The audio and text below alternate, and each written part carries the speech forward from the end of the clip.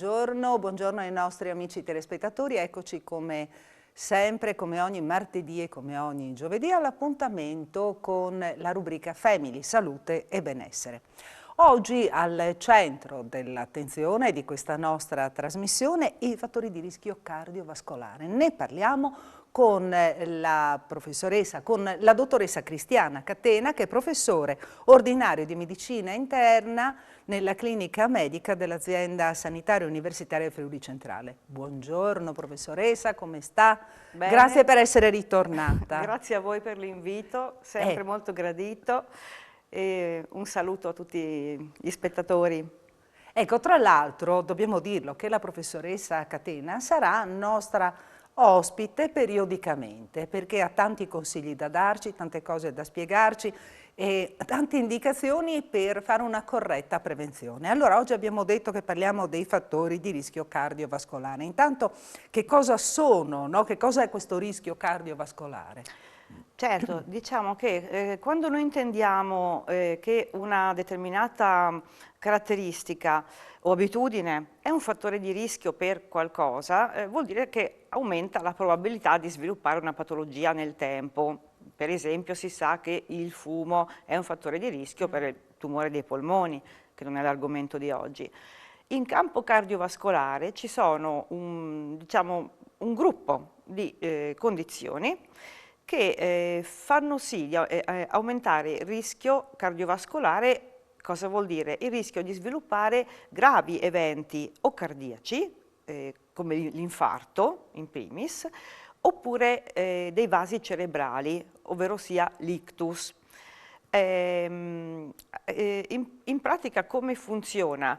Il medico di fronte a un paziente, conoscendo alcune sue caratteristiche come l'età, il sesso, quanto ha di pressione, se ha o meno il diabete, se ha già avuto per esempio un infarto, ha degli strumenti che sono proprio delle tabelle, delle tabelle in senso proprio figurativo, dove può identificare proprio che probabilità ha il paziente che ho davanti di sviluppare un evento grave, come abbiamo detto prima, a 10 anni, proprio in termini percentuali.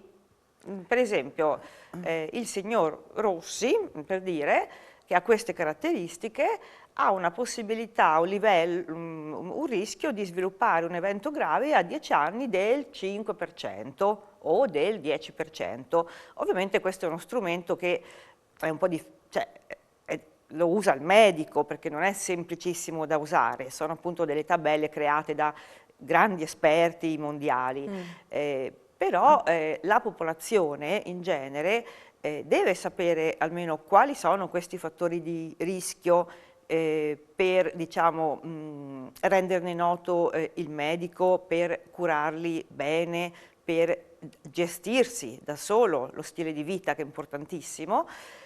Allora ci sono diciamo, dei fattori di rischio che vengono chiamati modificabili, nel senso che o cambiando lo stile di vita, e ne parleremo bene, o magari con l'aiuto di farmaci, si può intervenire per migliorarli e li chiamiamo per questo motivo modificabili, appunto. Partiamo dall'aspetto più semplice. Esatto, No? Partiamo ma in realtà sono pochi gli accorgimenti che si possono ben seguire noti, da no? soli. Sì.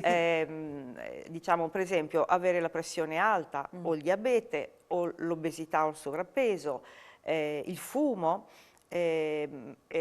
essere sedentari, quindi fare poca attività fisica, e anche diciamo, avere una disfunzione, un calo della funzione renale, ma su questo si può intervenire relativamente. Su questi fattori, spero di non aver dimenticato nessuno, ecco, avere il colesterolo alto, per esempio, è un altro fattore di rischio importante, modificabile. In qualche modo vedremo come su alcuni di questi si può agire come stile di vita. Ce ne sono altri a me che non si possono cambiare, infatti vengono chiamati non modificabili, come l'età, il sesso maschile o avere papà e mamma che hanno avuto un evento grave come un infarto in età relativamente giovane, e su questi non si può fare Purtroppo nulla no. e vengono chiamati non modificabili. Per cui diciamo l'interesse... Soltanto si possono tenere sotto controllo le condizioni nei Diciamo non che modificabili. entrano nel conto, no? Sì. Nel conto del rischio globale. Cosa vuol dire questo? Perché il medico calcola questo rischio numericamente, no? Calcolabile? Perché più è alto il rischio, più allora il medico deve essere, come dire, incisivo sul abbassare tutti quei fattori di rischio che possono in qualche modo essere migliorati. Cioè combattere su tutti i fronti. Sì. Più alto il rischio, per questo è importante per il medico conoscerlo, e più alto il rischio, più il paziente deve essere educato, perché è il paziente, no? Il protagonista di se stesso, quello che poi deve mettere in pratica le indicazioni. Per il medico è facile dare le indicazioni, per il paziente non sempre è facile seguirle. Ecco, tra l'altro lo scopo della nostra trasmissione è proprio quello, no? Di invitare, di invogliare le persone a seguire stili di vita corretti, ad agire in un certo modo. Per questo voi arrivate qui, voi esperti, arrivate qui nei nostri studi per parlare appunto delle vostre esperienze e dare consigli utili, anche indicazioni, anche perché un paziente alle volte non sa magari che strada prendere, a chi rivolgersi, Certo. anche se ha il medico di base che può dargli i suggerimenti, ma tante volte magari vuole approfondire per i fatti suoi, allora deve sapere da chi deve andare. Certo, oppure può capitare che anche il più bravo dei medici di famiglia, mettendo in atto anche le terapie farmacologiche più moderne, non riesca, diciamo, a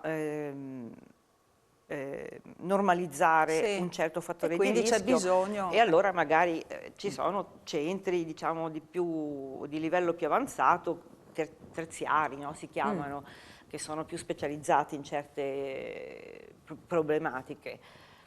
Un fattore di rischio che si può cominciare già a trattare in ambito, come dire, un po' fai da te, anche se deve essere spiegato poi dal medico, questo fai da te, è il fatto di avere il colesterolo alto, dove per colesterolo alto poi si intende il colesterolo, quello che chiamiamo cattivo. Ecco, possiamo fare la differenza fra colesterolo cattivo e colesterolo buono, fra virgolette? Che differenza c'è? Vediamo, benefici da una parte e dall'altra invece... Allora, il colesterolo, quello che chiamiamo cattivo, che si chiama anche, la sigla in medicina è LDL, si calcola con una formuletta che tiene conto del colesterolo totale, di quello buono e dei trigliceridi, e quindi bisogna fare un prelievo per scoprirlo.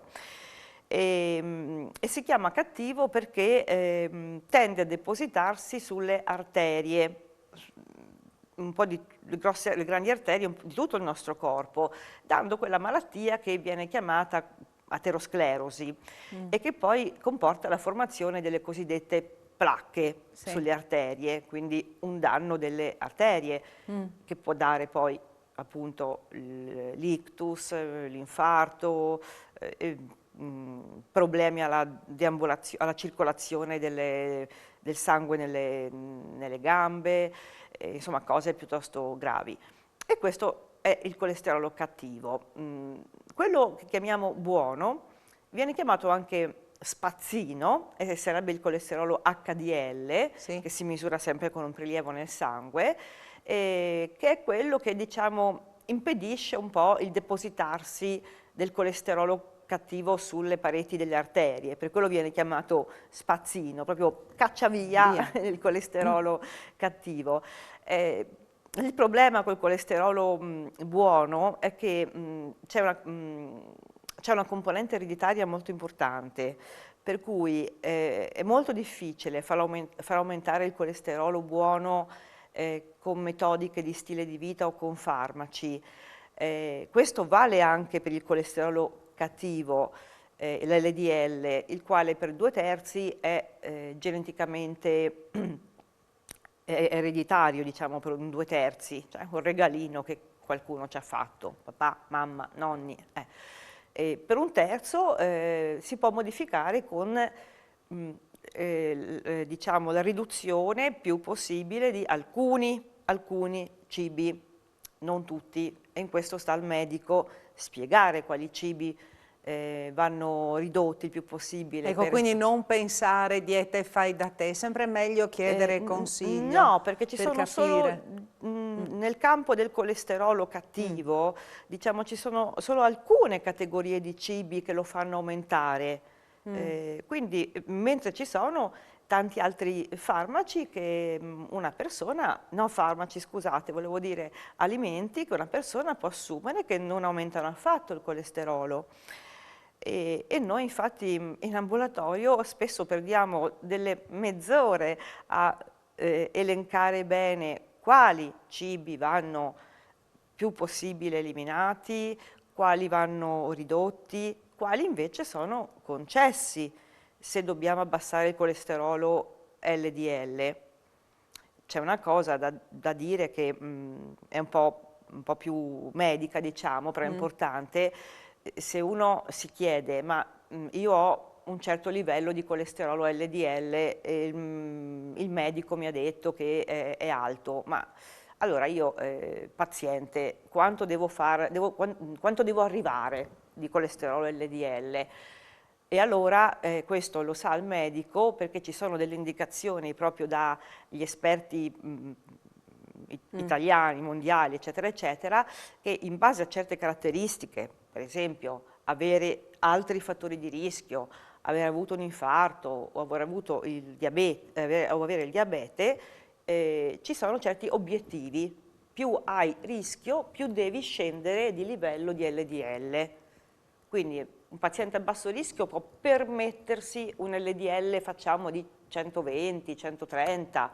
Un paziente che ha tanto alto rischio deve scendere a livelli anche di 50. E questo è un calcolo che deve fare il medico, cioè che lo può fare solo il medico, ma poi Sì, non c'è un indirizzare sulla livello, strada al ecco, paziente. non c'è un livello codificato uguale per tutti, ogni No, persona, c'è un livello codificato in base al tipo in di base, ecco, paziente. quindi ogni persona ha il Ogni suo. paziente è un singolo paziente, Certo. non si può generalizzare. Siamo già giunti al termine di questo nostro appuntamento, quindi io spero di averla ancora per la prossima puntata. Tante cose da dire. Mi immagino anche i suoi studenti se la stanno seguendo adesso. No, sono a lezione, spero. Sono a lezione. Guai. Bene, ringraziamo la dottoressa Cristiana Catena, che ricordiamo essere professore ordinario di medicina interna della clinica medica dell'azienda sanitaria universitaria del Friuli Centrale. Grazie per averci seguito, appuntamento a giovedì prossimo, sempre con la rubrica Family, Salute e Benessere. Arrivederci.